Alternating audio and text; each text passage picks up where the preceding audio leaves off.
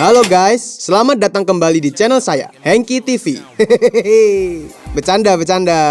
Welcome back to Outgeeks Channel. Bareng saya lagi, Hengki, cowok paling ganteng di muka bumi.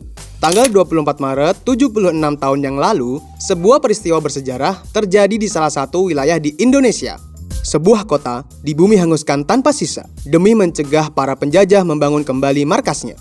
Kalau dengar narasi Hengki barusan, teman-teman pasti udah tahu dong kalau yang Hengki maksud adalah peristiwa Bandung Lautan Api. Peristiwa ini adalah salah satu titik penting dalam sejarah kemerdekaan Republik Indonesia. Lengkapnya, yuk kita bahas di sini. Bentar dulu dong. Sebelum itu, pastikan kalian sudah klik tombol subscribe di channel ini. Nyalain juga loncengnya supaya nggak ketinggalan cerita-cerita Hengki yang lainnya. Peristiwa pembakaran ini sebenarnya dipicu oleh peristiwa-peristiwa pasca kemerdekaan. Seperti yang kita ketahui dari sumber-sumber sejarah, pendudukan Jepang di Indonesia sudah berakhir pada Agustus 1945 karena kekalahan telak mereka di Perang Dunia Kedua. Nika, selaku perpanjangan tangan dari pemerintahan Belanda, merencanakan kedatangannya ke Indonesia. Alasannya sih mau menarik mundur pasukan mereka, membebaskan tawanan Inggris di Indonesia. Bla bla bla bla. Pokoknya niatan baik deh. Tapi namanya juga maling kelas kakap. Alasan sebenarnya adalah mereka ingin merebut Bandung dan menjadikannya markas untuk persiapan penaklukan kembali Indonesia. Pada 12 Oktober 1945, Nika dan sekutu Inggris tiba di Bandung di bawah kepemimpinan Brigadir McDonald.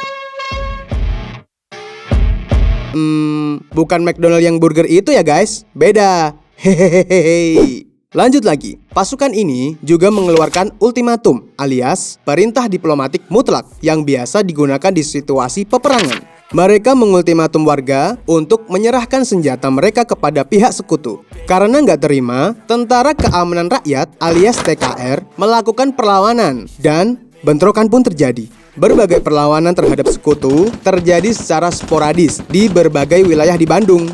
Termasuk pada 21 November 1945, TKR dan Badan-Badan Perjuangan Rakyat menyerang markas sekutu di daerah Bandung Utara. Karena serangan itu, 3 hari kemudian pihak sekutu mengultimatum lagi agar rakyat dan tentara Indonesia mengosongkan Bandung Utara. Tapi rakyat Indonesia cuek bebek. Ini kota gue. Kenapa gue yang diusir? Bahasanya gitu guys.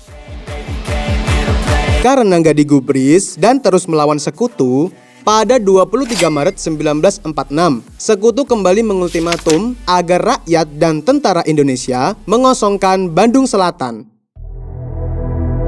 Tadi Bandung Utara, sekarang Bandung Selatan. Kejam banget ya guys. Bahkan hari itu, pesawat Dakota milik RAF atau Royal Air Force melayang-layang di atas langit kota Bandung dan menjatuhkan selebaran-selebaran kurang lebih bertuliskan, "Para ekstremis Indonesia harus mengosongkan Bandung selambat-lambatnya 24 Maret 1946 jam 12 malam.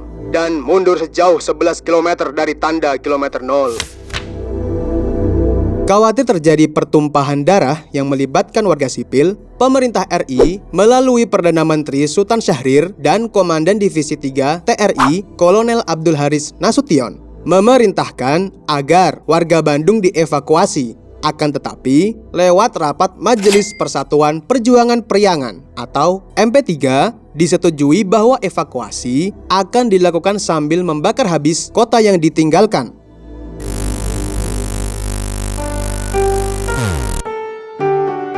Evakuasi dan pembakaran mulai dilakukan dini hari, tanggal 24 Maret. Tapi, ada yang memulai pembakaran sejak tanggal 23 Maret pukul 9 malam. Gedung pertama yang di bumi hanguskan adalah Bank Rakyat, kemudian menyusul daerah sekitarnya. Tentara Inggris juga nggak duduk gigit jari melihat perlawanan ini. Mereka menyerang sehingga pertempuran sengit terjadi. Pertempuran terbesar terjadi di desa Dayeh Kolot, Bandung Selatan, di gudang amunisi sekutu.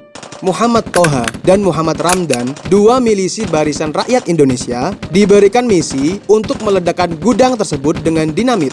Tugas berhasil ditunaikan dan keduanya gugur dengan hormat dalam misi penghancuran gudang tersebut.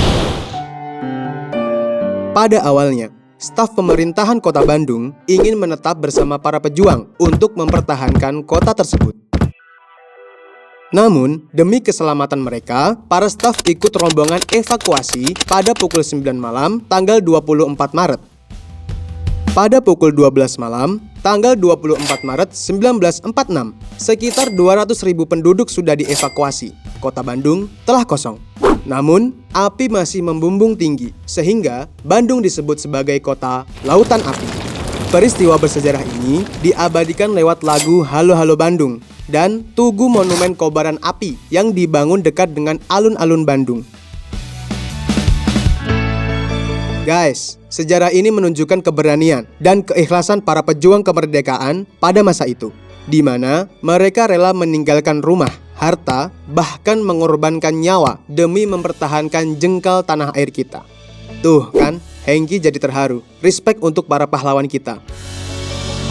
Itu tadi informasi mengenai peristiwa Bandung Lautan Api. Di tanggal bersejarah ini, apa yang kalian lakukan untuk memperingati keberanian para pejuang? Selain dengan menonton video Hengki tadi. Hehehe. Tulis di kolom komentar ya.